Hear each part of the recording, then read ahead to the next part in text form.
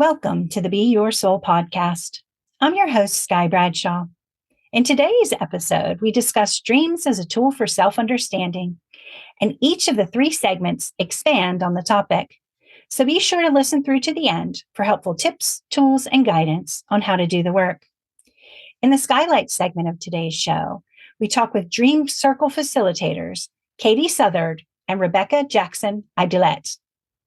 But before we dive into the Unclouded Heart segment for spiritual messages of wisdom, let's invite ourselves to become present in this moment within our mind, body, and energy. Take a deep breath in through your nose and out through your mouth. And in through your nose and out through your mouth. And as you breathe in through your nose and out through your mouth, invite your mind, body, and energy to relax, relax, relax, relax, relax, relax, relax, relax, relax, relax, relax, relax.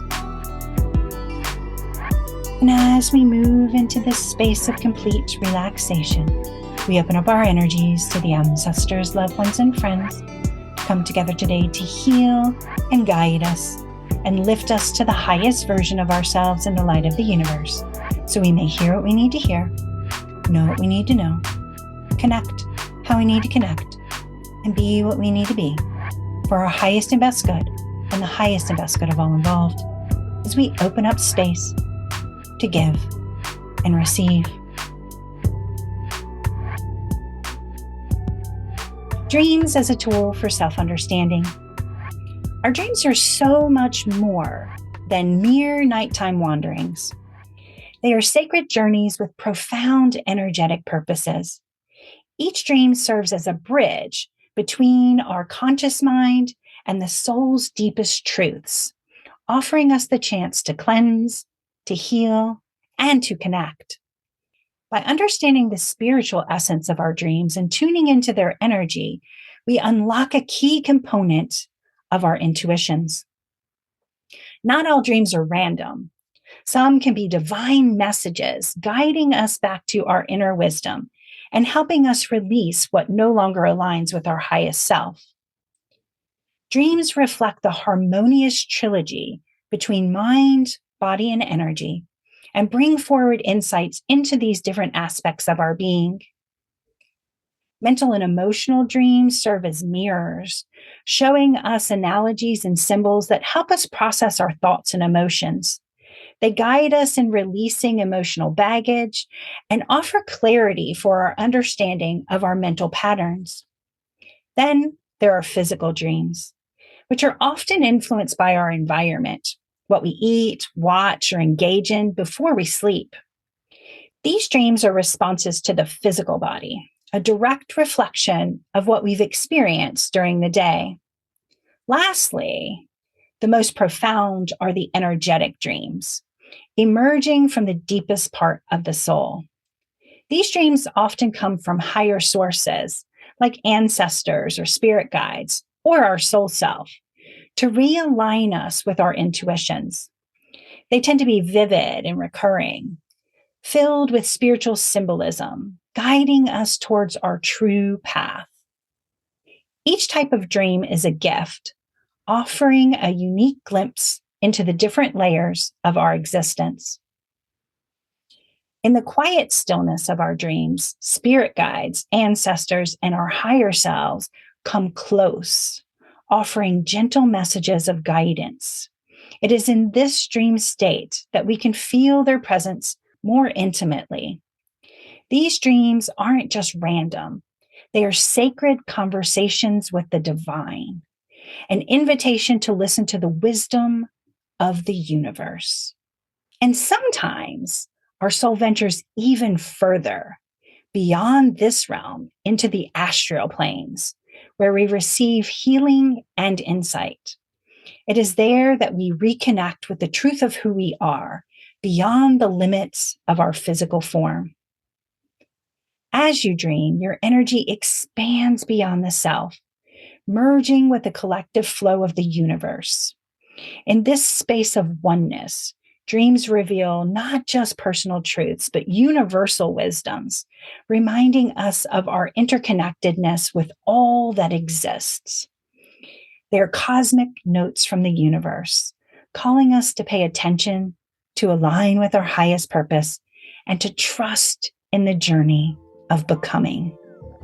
So, embrace your dreams, for they are sacred mirrors reflecting the infinite possibilities of your soul's path. Production of the Be Your Soul podcast is made possible in part by Tarot by Sky, because it's your future.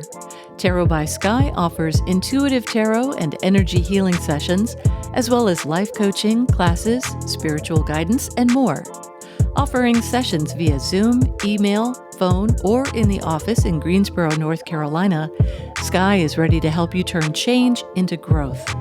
Book your session today on the web at tarotbysky.com and find her on Facebook and Instagram at Tarot by Sky.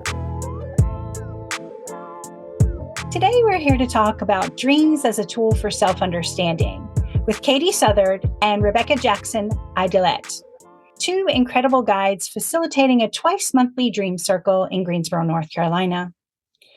Through attentive listening, supportive dialogue, and a non-judgmental atmosphere, Katie and Rebecca create a sacred environment where deeper connections to both the unconscious mind and fellow participants can flourish. Katie is a single mom, artist, hypnotherapist, applied shamanic counselor, coach to the unconscious, and the founder of Fire Root Integrative Change Work, where she practices client-led, radically unshaming approach to navigating deep change. She weaves together a variety of evidence-based and spiritual tools, including dream work, to help her clients create a paradigm shifts necessary to feel connected, congruent, and empowered. As a spiritual director, Rebecca is passionate about companioning people on their spiritual journeys as they explore what nourishes them, what connects them, and what makes them feel most fully alive.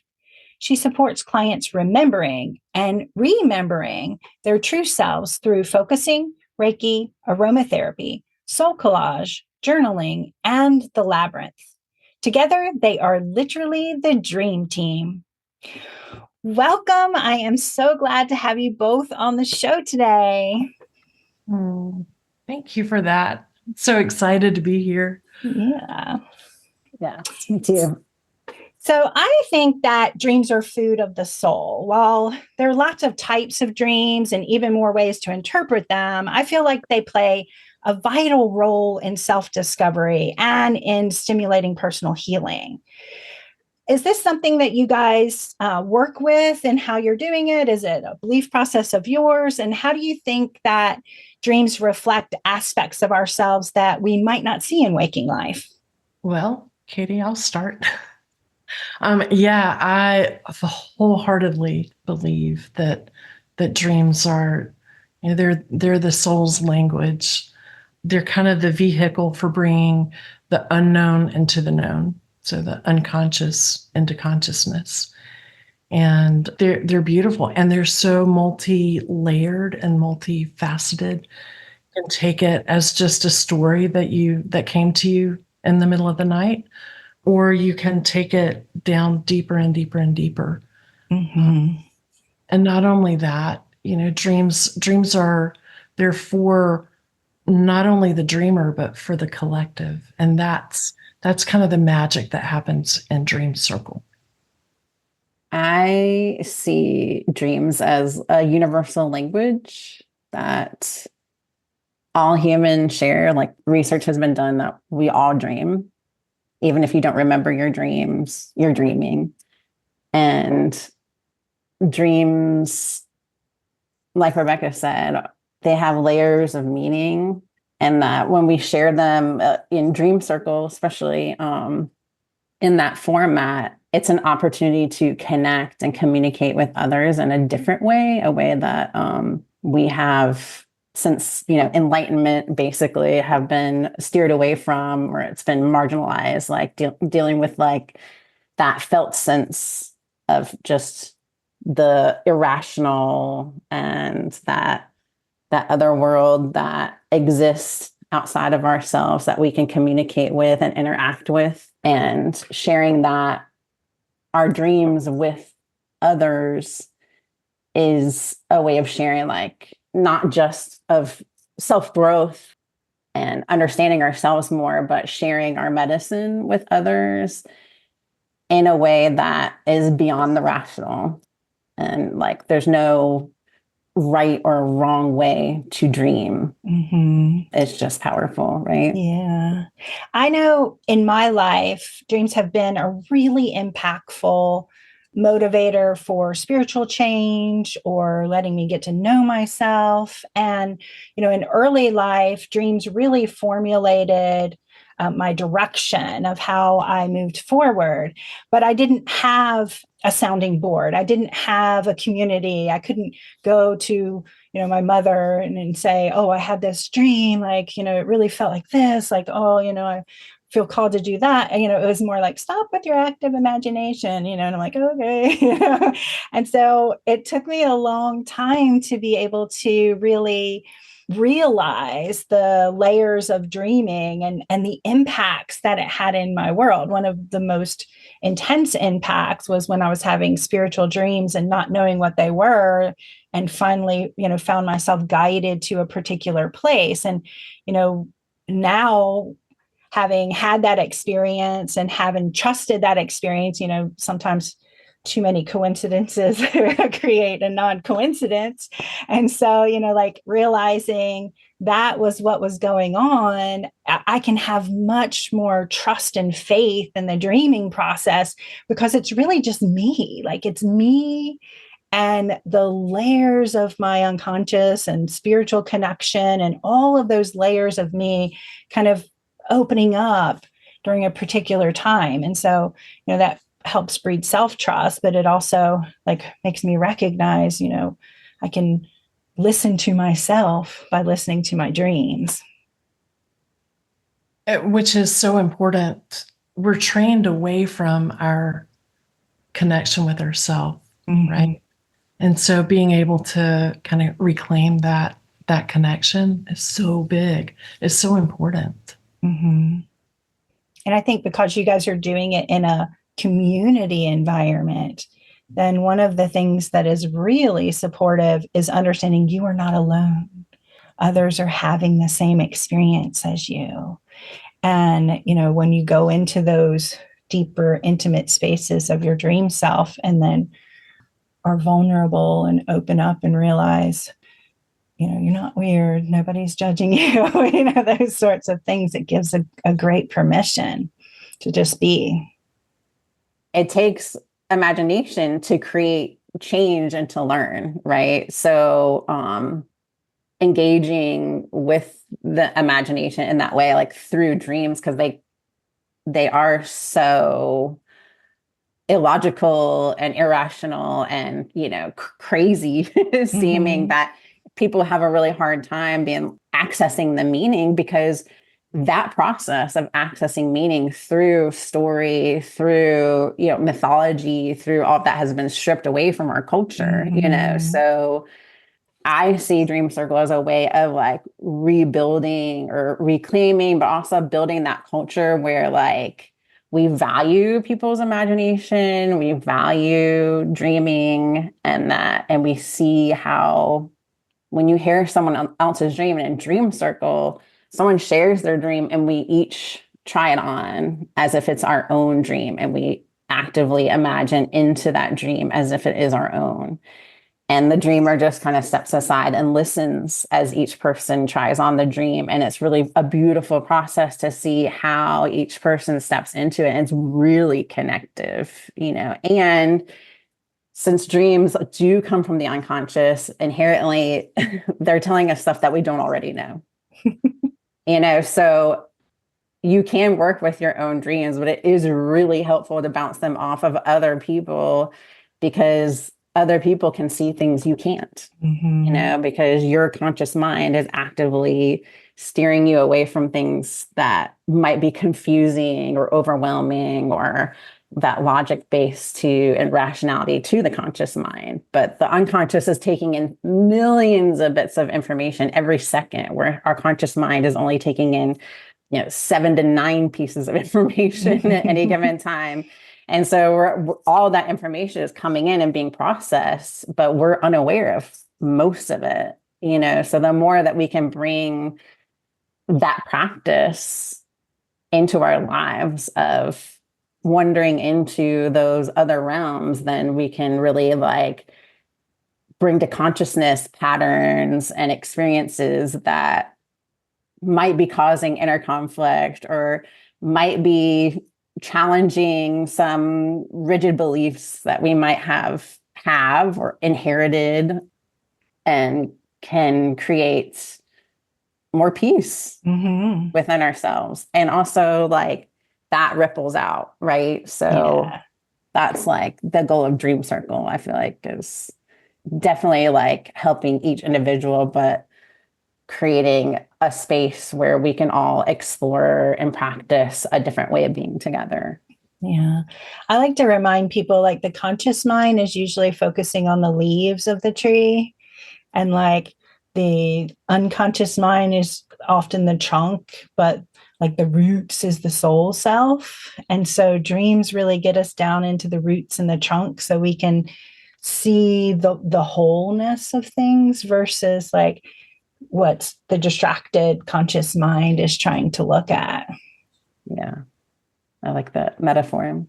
I do too. That image is so beautiful, and it just flipped my. I think of the spiritual realms as being up where the branches are, but thinking about where the roots are, they're in the dark. They're in the unseen, the unknown. So, what a beautiful image! Thank you for sharing that. So, for someone who's new to the concept, how would you guys explain the relationships between dreams and personal healing, and how interpreting those dreams, or maybe getting someone else to interpret those dreams, in the circle? Or I'm kind of not really a fan of interpretation as the word, but that's what, for a novice, that's the word they're going to understand. How would you explain it so people could tap in? Not that we've not been doing that, but just simplified form. So dream circles, they're not interpretation. It is the dreamer sharing the dream, the group borrowing the dream. So each person is individually borrowing it. And as Katie said, kind of stepping into it, trying it on. And I don't like the word projections, but that's the word that we use. We take turns making projections onto the dream as if it were our own dream. So when we're talking about it, we always start in my dream. And so it's pretty clear that we're talking about how that dream is landing for us, how it feels when we step into it. And then as we share that, it's kind of the group becomes the hive mind.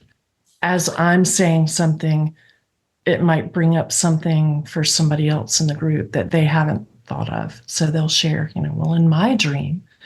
And we go back and forth until, we've kind of run out of energy. It's like we've looked at all the facets. And it's remarkable how something that just seemed to be this story that didn't make sense all of a sudden has all this information to offer us and all these things that have been uncovered. It's hardly ever a time when somebody goes, yeah, then that didn't resonate for me at all. There's always, at least a small nugget. So it's beautiful. And in that way, that's exactly how we are starting to feel connected, right? It's how we build those connections with each other. It's oh, right, I'm seeing that too, or I'm feeling it this way, or it's beautiful.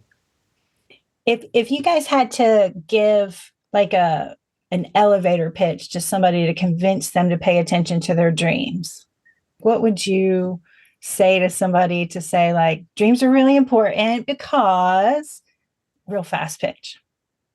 Can you do it? I'm not trying to put you on the spot, but to me, I know like the reason I asked that, and I was thinking that might be a really good thing to have, is because I feel like a lot of things when it comes to spirituality, like if you're there, you're there. Like you don't have to be convinced, like, and we're not trying to, recruit anybody into the dream process. But really, if you don't know, you don't know. Like, and so, maybe that's that little inspiration. Like, what's a sentence of inspiration or a piece of advice that you would give somebody that might motivate them or inspire them to start considering looking at their dreams a little more seriously? Something that I learned that always like stuck with me is that dreams are like emails from the soul. Nice.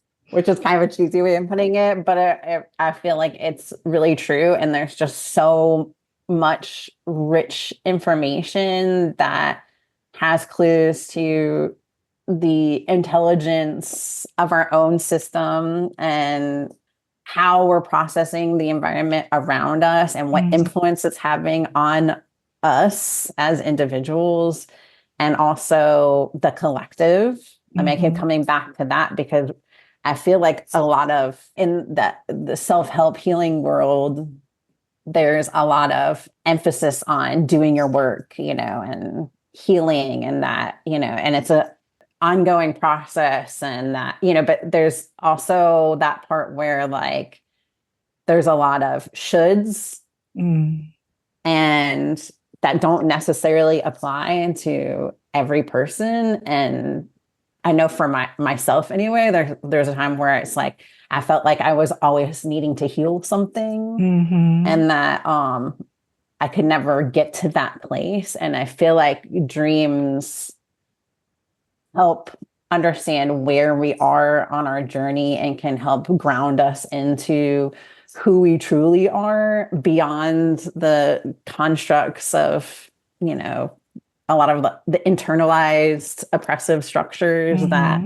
have influenced us and like really unlocks our own wisdom and potential. I mean, it sounds like, crazy coming out of my mouth, but it's true. I've worked with dozens of people specifically with dreams that they've had. And it's like amazing what can come out of those. And I know that you are definitely a testament to that too, where it's like really listening to those dreams and trusting them and building a relationship with your dreams can be some of the most powerful work. And you don't have to look outside of yourself for that. Yeah. Although I do recommend going to someone that can hold space and ask the questions, like help you ask the questions so you can kind of see into, your blind spots. Somebody to hold the light. That's what I always say. Exactly. I'm going to hold the light. You do the work, I'll hold the light. Exactly. And so, and I feel like Dream Circle definitely is one of those spaces where it's really approachable. You don't have to have a dream, to come to Dream Circle. You can experience it and learn how to build a dream practice or be inspired to build a dream practice. I know for myself, I'm not like, I have to practice dreaming or remembering my dreams. It doesn't come naturally to remember my dreams. I have to work really hard on it. So it's like learning how to communicate in that way with myself and with others through dreams, I think is a really important practice for the change that we're experiencing in the world. Moving forward so that we can relate to each other in ways beyond what we see on the internet. Exactly. Maybe that might be a way of saying it nicely, but it's just a different way of being. We have strayed from all of our ancestors practiced the cultures that thankfully have maintained them over thousands of years and can show us what it was like. But all of our ancestors at one time or another had dream practices and shared them communally, and they guided the community, and that to me, it's coming back to that practice is really, really important to me. Yeah, for sure. I don't know if that wasn't an elevator pitch, but I No, just went with that was good. It was good though. Full of nuggets. Full of nuggets. I don't have an elevator pitch either. It's kind of long, but I think the essence of that, kind of piggybacking on what Katie was saying for me, is that it moves us from looking outward, so outward authority, to inward authority, to establishing that connection, reestablishing that connection with our intuition, our own wisdom, and trusting that. I think that's a great elevator pitch. You just did it. Like that. The combination of the two are good. Yeah. And it's also like, there's a lot of ways to build your intuition, and some of them are a lot more challenging than dreaming. Exactly. You know what I mean? Like it's kind of just like it's given to us. And that's what I was going to say. Dreams happening anyway. You're dreaming, whether you're trying to connect with it, or whether you're using it as a tool, or whatever's going on. It's happening. So why not? And just the practice, without trying to interpret them, just the practice of like capturing them and reading through them and working with them in that way, and not even going deeper than that, is also very healing. And you will experience a difference just doing that. Yes. It doesn't even need to go beyond that. Do you guys have anything else that you would want to add to that, to what we've talked about? Is there anything else that comes to your heart? I just also I think speaking to that, the magic that happens in being in circle feels important. Like it's just being very intentional of coming together in that particular way. And there's the energy of each individual, but when we come together, there's the energy of the circle that is super powerful. That's the only way I can explain it, but magic happens in that space. I mean, I've been working with people with dreams for 4 years now, and I'm always just like, my God, how is this happening? I can't believe, it's just always astounding to me how much wisdom, how much power, how much intelligence we all have. I mean, I've never met anyone that doesn't have it. And we've been so tricked into thinking that we don't have access to that, or that you have to be psychic, or you have to be empathic. You have to be this or that in order to access that sort of information. And it's just not true. Anyone can really do it and experience that wonder. I think that's also really important to, have in our lives, and also to be together in grief, in sadness, in all of the emotions, and being together is equally as powerful, Yeah. I mean, this is putting a lot of importance on self-work, but I'm going to say it because I believe it. I think that the key to changing our world is working on ourselves, to being able to show up fully as we are, who we are. And, dream work gives us that opportunity. So I think dream work is one of those ways that we can heal the world. I really do. As we are, if it's as if our work, our own individual work, is that pebble that we're chunking into the pond, and it does really ripple out. It affects everything. And dream work is just such an accessible way to do it, and it's fun. Right. It's fun, and it's so. I agree with Katie. It's mind-boggling how much wisdom we all carry with us. And it's just good. And I think dreams, when you talk about the work, and, I think one of the things that always happens, not always, but I believe one of the things that happens frequently is that we take this one thing that is true. And then through that regurgitation on the internet or meme philosophy or whatever, like it gets like, when I look at the work, I don't look at it like something is wrong with me. I look at like, in this moment, I am here, and the next moment I would like to be there. And how do I get there? I get there through knowing myself. I get there through being present with myself. I get there by, and my pop would say, behind that mountain is another mountain. So there's always something to do. But I think dreams bring that space of that concept in a really gentle and guiding way that allow us to understand, like, yes, I am unconscious and sleeping, and my mind is doing things to heal myself. My body is doing things to heal myself. My spirit is doing things to heal myself. And that's still the work. It's just not this like unobtainable finish line, right beyond my reach. And so that's where I think kind of the coupling of that comes in like a super healthy way, if we can think of it like along those lines of the work of dreams. And so, speaking of which, I ask each one of my guests 3 questions. So you both get to answer. And the first one is, what do you think it means to be your soul? Such a good question, especially in this culture that when we're so encouraged not to be our soul. And I was having a conversation recently with someone who's in the apparel industry. And to make a pattern fit the masses, they have to take measurements from lots and lots of people and get the average. So the average person is only a very few people. Like the people that would fit into those measurements is a super small percentage. And we're being encouraged to be average, to fit into the norm.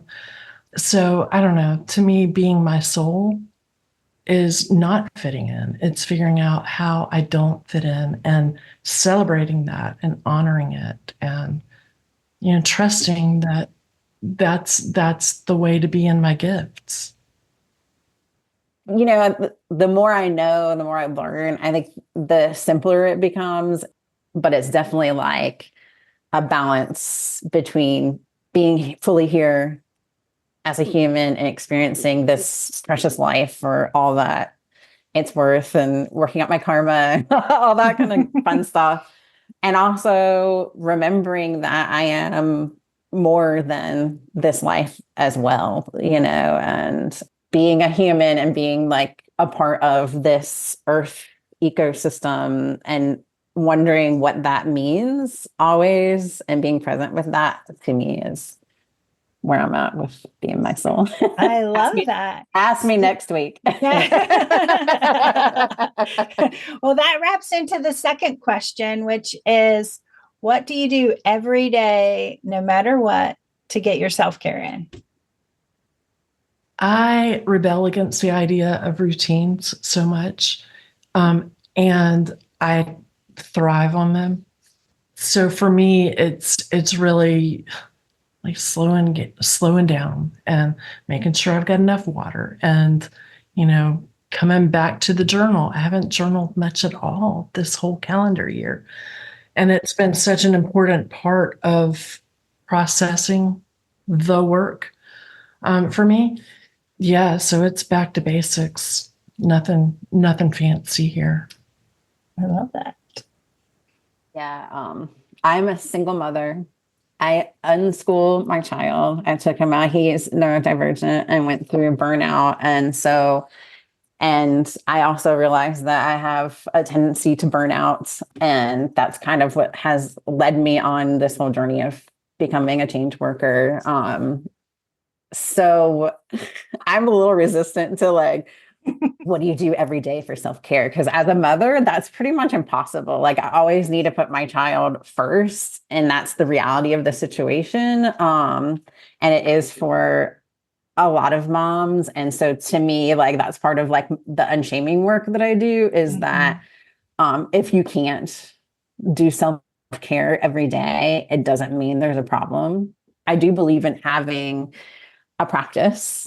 And so simplifying that practice and not being rigid about it has been really helpful for me. And, I have a journeying practice, that I would love to do every day, but I don't. And, working with guides and stuff, like, it's okay, and there's other ways that I can work with them without being like sitting down and focusing in on one specific thing. And so learning how to make it work for me and having a spiritual practice, I see living as a spiritual practice and try and incorporate it into like everything that I do, which inevitably is self-care. What is the healthy concept of self-care for you? So that's definitely also reducing demands is including the demands of a rigid spiritual practice, which was, ingrained in me. And so deconditioning myself from like that is the only way that I can experience, spiritual growth. Although I value having discipline and all of those things, it's also like I am also a mother. And a lot of those spiritual disciplines are focused on or were created by men, and not mothers. So learning how to have a deep spiritual practice as a mom has been a big part of where I am today, has brought me here today. So, but yeah, I will share one thing, which I find interesting just talking to you, Sky, because you can see Sky made this. I don't know how to focus, but this is a flag that a sequin flag, a sequin flag and it's Mary. The Mother Mary, and she gifted it to me like, oh my God, like, I don't know, 15 years ago or something like that, a long time ago. And I was kind of like, okay, thank you.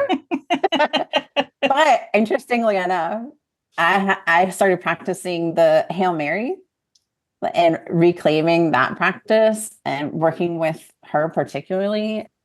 And so just saying like the Hail Mary throughout the day has been amazing. I can't like, and I just think that's so full circle. Yes, you gifting that to me, and I'm like, oh yeah, here we are.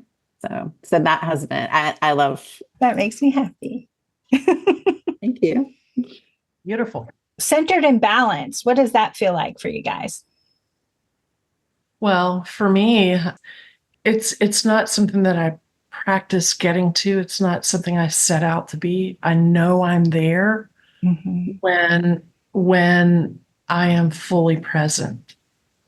When the to-do list is not kind of going through my head and I'm not thinking about, whatever. It's when I can notice the air on my skin. And then that makes me go, oh, I wonder what direction the wind is coming from. And I kind of tune in and I can hear the hawk or the wind chimes, or, it's being in that place of allowing myself to notice with all my senses what's going on around me. Yeah. And it might be a minute, it might be 5 minutes. It's never a whole day of that. I love that. But being able to get in that place, if several times a day, it's good. But that's how I know when I've gotten to that place, and it always feels so good to be able to, because also like time seems to slow down. It's like, oh my goodness, this is what time feels like when you can feel it. Yeah, that's me. I love that. When you're there, when you're present. I was thinking more along the lines of like when I'm really in touch and oriented to where I am in like my cycle. I mean, especially like I'm perimenopausal and haven't, like, so my period is no longer regular. So like paying attention to the moon cycle and just my own personal cycle of like when I'm in my winter, spring, summer, fall, and really being conscious of that and honoring it, and also honoring like when I just need to cut myself off from everything and give myself a break and not gaslighting myself about not doing too much, not doing enough, Right. or doing too much, or whatever, whatever it is, as how I practice finding balance. Yeah, it was like something that's like pinging me right now is like that idea of like time, and that it's such a human construct, and like, please point me in the direction of the future. Which way is that? Like, you can't, there's no, but that's how we're always orienting, or have been taught to orient, is towards the future. And like, really, we're always moving towards the past, and honoring the past and ancestors, and biological and spiritual, has been a big part of centering myself too, and orienting myself and balancing. So, well, thank you guys so much for being here. Can you shout out your websites each individually, so people know where to find you? this is Katie, and you'll find me at firerootchangework.com. And this is Rebecca, and you'll find me at claryandsage.com. Thank you guys so much for being here. It was such a pleasure. I am really, really excited that we got to have this conversation. Yeah. This has been so nice. It's always so good to get together. I know. And thank you, dear listeners, for joining us on this dreamy journey into the world of dreams as a tool for self-acceptance. Your presence here means the world to me, and knowing you choose to listen is like a warm blanket of comfort. By tuning in and embracing your self-work with love, compassion, and acceptance, you're not only transforming your own life, but also contributing to the collective energy that surrounds us all. Production of the Be Your Soul podcast is made possible in part by Little Energies, a children's chakra-aligned oracle deck. Little Energies is made specifically for children to learn and support their own healthy energy system. These 24 chakra-aligned oracle cards focus on energy wellness through mantras, exercises, and envisioning. Find more information at littleenergies.com. That's LITTLEENERGIES.com. In this segment, offer tools and guidance that I have found helpful in my practice, and maybe you will too. So let's go a little deeper. When I first started gathering information for this podcast, my initial thought was to share the obvious tools like dream mapping or dream journaling. But as I sat with the idea and opened myself up to guidance from spirit, I realized something deeper. More than half the guests on the Be Your Soul podcast had mentioned sleep as a key part of their self-care routine. That's when it became clear to me that this exercise should focus on creating a healthy sleep routine so you can be fully receiving the powerful dreams that are waiting for you. For our Patreon subscribers, I'll also be adding a dream map and dream journal exercise. So if you're part of the Be Your Soul community, you'll be able to experience both tools and tap into even greater insights from your dreams. Often, not getting enough sleep becomes one of the biggest forms of self-sabotage we unknowingly practice. We trade precious rest for what we believe is more important or more enjoyable, not realizing that in doing so, we are sacrificing more than just sleep. We sacrifice our health, emotional well-being, and the restoration of our energy. Sometimes we even fall into the trap of believing that we can't get good sleep, attaching to the storyline of the abysmal insomnia energy of the world. I believe that even if there is a physical, energetic, or mental reason for not being able to sleep, that there is also a solution. As I will always remind you, you cannot have change without change. This means being willing to examine your sleep habits and environment to create the healthy rest your body craves. The key to revitalizing energetic sleep begins long before your head hits the pillow. Here are some intuitive practices to invite healthy sleep energy into your routine. Sleep with intention. As you lay down for the night, take a few sips of cool water and leave the glass by the bed. Water is a conduit for transformation, so infuse a glass with positive intentions before sleep by placing it by your bed.